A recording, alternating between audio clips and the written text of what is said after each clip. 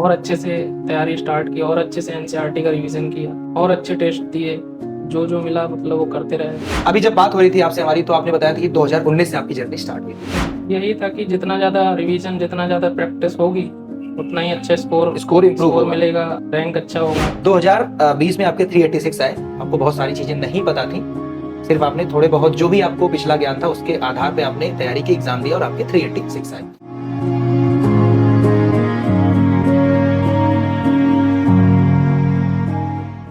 जय हिंद दोस्तों, नमस्कार आप सभी लोगों को। तो भैया निखिल हमीरपुर मौदहा, यानी हमारे निखिल जो हमारे स्कोर बूस्टर के स्टूडेंट्स रहे और ये इस बार मेडिकल कॉलेज में पहुंच रहे हैं। निखिल, मुझे लगता है कि आपको एफआई मेडिकल कॉलेज अलॉट हो गया है, जी सर। जैसा भी अभी आपने बताया। तो बड़ी इंटरेस्टिंग सक्सेस स्टोरी है ये उन स्टूडेंट्स के लिए है जिनके बहुत अटेम्प्ट हो चुके हैं। उनके लिए निखिल मोटिवेशन है। जिनको ये लगता है कि अब इतने सारे अटेम्प्ट हो चुके हैं, अब क्या करें, बीएमएस ले लें या फिर एक और बार दें। तो पूरी सक्सेस स्टोरी जानेंगे निखिल के साथ। निखिल, बहुत बहुत कॉन्ग्रेचुलेशन आपको, थैंक यू। फाइनली आपको कॉलेज अलॉट हो गया इतनी लंबी जर्नी के बाद। जी सर। अभी जब बात हो रही थी आपसे हमारी तो आपने बताया था कि 2019 से आपकी जर्नी स्टार्ट हुई थी। जी। तो निखिल, स्टेप बाय स्टेप चलेंगे। 2020 में 2019 से 20 जब आपने तैयारी की, कोविड का भी टाइम था उस समय, जी। बहुत सारे रिसोर्सेज भी नहीं थे, चीजें बदल रही थी, जी। ऑफलाइन से ऑनलाइन की तरफ चीजें बढ़ रही थी। तो 2020 में आपके कितने स्कोर आए थे? 2020 में 386 स्कोर हुआ था। 386 स्कोर हुआ था। जी।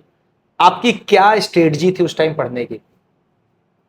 उस टाइम पर जो भी एनसीईआरटी मिली हुई थी तो उससे ही नॉर्मली जितना ज्ञान था उस समय उसी उसी टाइप से ही मतलब तैयारी करते रहे।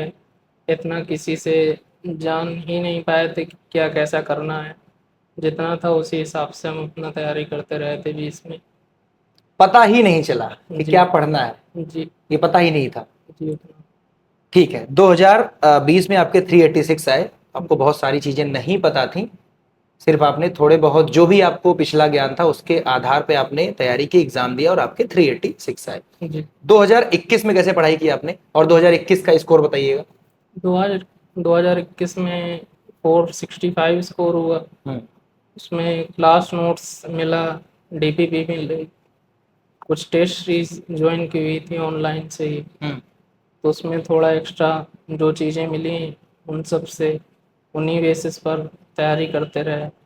फिर और एनसीईआरटी पता चली कि किस बेसिस पर पढ़नी है तो उसी हिसाब से 21 मेरा 465। 465 जी। प्योरली ऑनलाइन मोड में रहे आप, जी सर। ऑफलाइन से कोई टच नहीं अभी तक रहा। कोई टच। फिर 2022 में आपके कितने स्कोर आए? 2022 में 517 स्कोर था। 517। तब कैसे तैयारी की थी आपने? जो गलतियां 2021 में हुई थी तो उन गलतियों को सुधार कर 2022 में और अच्छे से तैयारी स्टार्ट की और अच्छे से एनसीईआरटी का रिवीजन किया और अच्छे टेस्ट दिए। जो जो मिला मतलब वो करते रहे। क्या उस टाइम आपने कोई ऑफलाइन टेस्ट दिया था? जी उस समय कोई नहीं। अभी तक 2022 तक की कहानी में अभी तक आपने कोई ऑफलाइन टेस्ट नहीं दिया था। जी। उसके बाद फिर 2023 में क्या हुआ? 2023 में ऑफलाइन पे टेस्ट देने स्टार्ट किए थे। पहली बार आपने ऑफलाइन टेस्ट 2023 में दिया। जी। ठीक है, कितने स्कोर आए आपके? 583 आए। 583 आए। जी। कितने टेस्ट दिया था आपने 2023 में?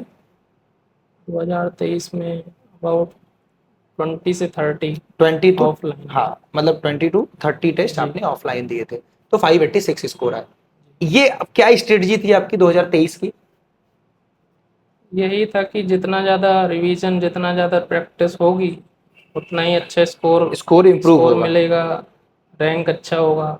ठीक है, तो 2023 तक आपके स्कोर 586 रहे जी। और उसमें आपने ऑफलाइन टेस्ट 20 से 25 दिए थे, जी। बाकी आप ऑनलाइन पे डिपेंडेंट थे। जी सर।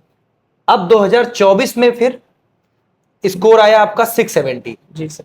तो 670 में मैं इस बात पे इतना प्रेशर इसलिए दे रहा हूं क्योंकि हमारे बहुत सारे स्टूडेंट्स जो होते हैं सिर्फ ऑनलाइन पे डिपेंडेंट होते हैं। जी सर। और अभी तक की जर्नी आपकी सिर्फ ऑनलाइन वाली रही। यस अब आप 2023-24 में आप ऑफलाइन में कन्वर्ट हुए, ज़्यादा। ज्यादा टेस्ट आपने ऑफलाइन में दिया, जी तब आपके स्कोर जाके इंप्रूव हुए और उसके बाद आपके जो मार्क्स आए वो 670 आए, जिसकी वजह से आपको कॉलेज अलॉट हुआ। जी तो यार मुझे ऐसा लगता है, कितने कितने नंबर ऑफ टेस्ट दिया था उस टाइम आपने 2024 में?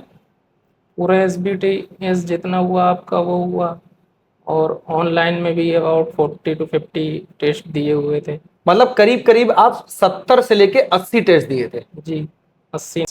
हाँ, 80-90 के आसपास। जी तो क्या अगर किसी को सेलेक्ट होना है, मेडिकल कॉलेज में पहुंचना है, जी तो कितने नंबर ऑफ टेस्ट दे जिसकी वजह से वो एक अच्छे मेडिकल कॉलेज में उसका प्रवेश हो जाए?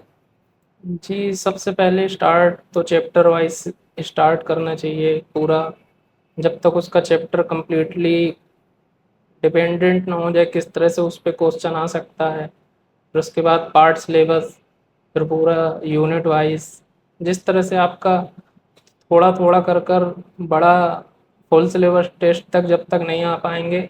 और सबसे मेन है कि आपको फेब के टाइम से ही फुल सिलेबस स्टार्ट करना पड़ेगा, नहीं तो नीट की जो मेन फुल सिलेबस टेस्ट के बेसिस पर ही पेपर आता है वो तैयारी नहीं हो पाएगी अगर हमारा टाइम पर रिवीजन स्टार्ट नहीं हो पाएगा। रिवीजन स्टार्ट नहीं हो पाया। जी सर। तो आपके सिलेक्शन के पीछे का पूरा राज जो अभी तक मैं समझ पाया हूं, जी सर। ठीक है, आपने ऑनलाइन से तैयारी की, ऑनलाइन प्रैक्टिस किया, तब तक नहीं हुआ जी जब तक आपने ऑफलाइन टेस्ट नहीं दिया। तो मुझे लगता है आपकी स्टोरी से कि ऑफलाइन टेस्ट देना मस्ट है, जी सर, सबसे ज़्यादा ज़रूरी ऑफलाइन।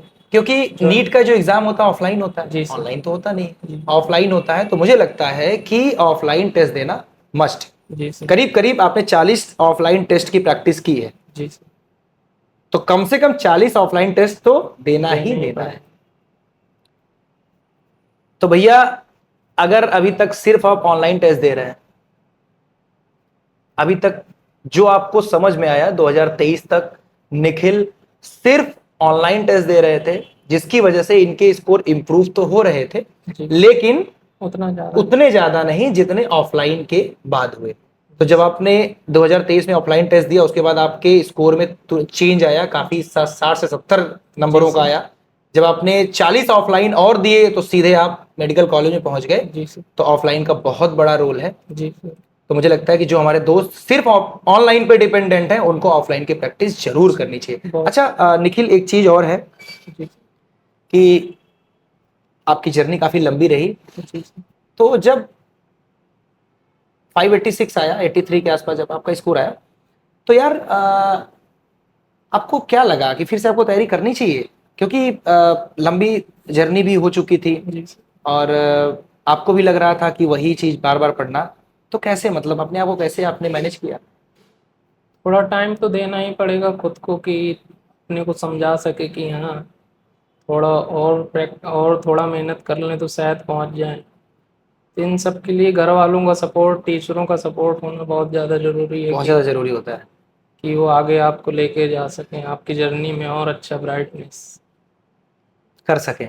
जी आप। अच्छा जैसे कि आप अपनी तैयारी के दौरान परेशान भी होते रहे होंगे, जी क्योंकि तैयारी आपकी लंबी 2019 से 2024। तो यार जब आप परेशान होते थे, तो क्योंकि हमारे बहुत सारे दोस्त जो कि जिनके 3 अटेम्प्ट, 4 अटेम्प्ट, 5 अटेम्प्ट हो चुके हैं, उनको भी परेशानी होती होगी। तो आप अपने इन सब चीजों में जब आप परेशान होते थे, जैसे आपने 1-2 महीने पढ़ा, फिर आपको परेशानी तो होती रही होगी ना किसी न किसी चीज की, जी।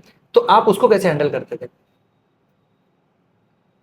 मेंटली प्रिपेयर थोड़ा तो अंदर से दिक्कत तो होगी, लेकिन अपने घर वालों के साथ बैठना चाहिए।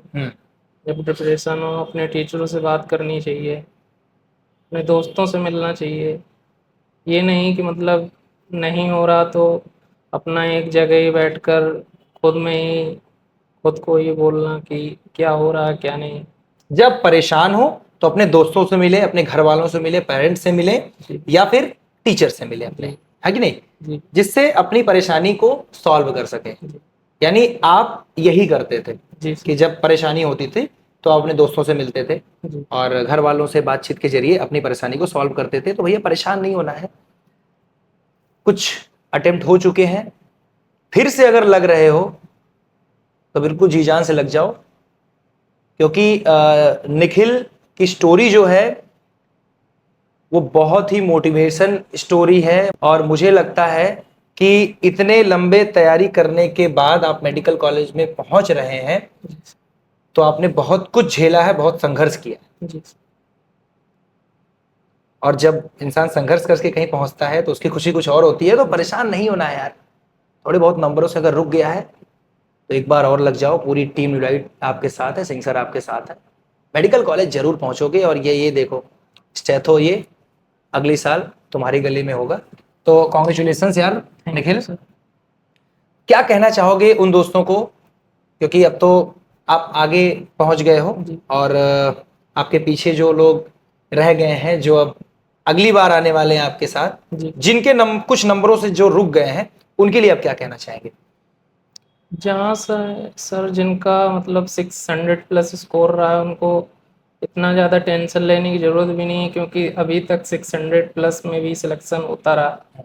इसी साल थोड़ा कट ऑफ की वजह से बच्चों का वो प्रॉब्लम हो गई, बाकी इसमें कोई दिक्कत नहीं। जहाँ से उनकी तैयारी ब्रेक हुई थी उसमें थोड़ा टाइम दें, अपना पुराना रिवाइज करके अपना टेस्ट सीरीज स्टार्ट कर दें टाइम पर ही, तो उनको अगले साल सक्सेस मिलनी। मेडिकल कॉलेज जरूर मिलेगा। जी सर। तो निखिल हमारे स्कोर बूस्टर के स्टूडेंट्स, जिसकी टेस्ट सीरीज अभी चल रही है, 2 टेस्ट इसके हो चुके हैं भैया, ये सेलेक्ट हो गए, अगला नंबर आपका है।